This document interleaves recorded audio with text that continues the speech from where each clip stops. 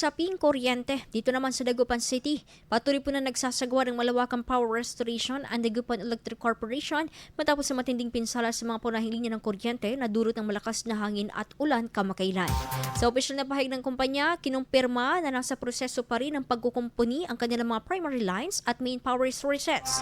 Ayon sa kanila, ang ilang lateral connections at mga panloob na bahagi ng mga barangay ay nananatiling walang supply ng kuryente habang isinasagawa ang masusing pagsusuri upang matiyak na ligtas ang muling pagpapadaloy ng kuryente. Ayon pa sa ulat, walang tigil sa trabaho ang mga crew ng DECORP sa iba't ibang lugar, nagsasagawa ng paglilinis at pagsasaayos ng mga sira at bumagsak ng transformer, poste, kawad at mga punong nagbara sa mga linya ng kuryente. Nagpaabot din ng taus-pusong pasasalamat ang DECORP sa mga local government units at mga opisyal ng barangay na patuloy na tumutulong sa kanilang clearing at restoration operations.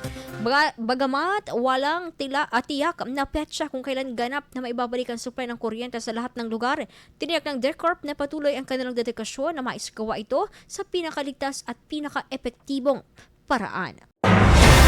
IFM News. IFM News. IFM News.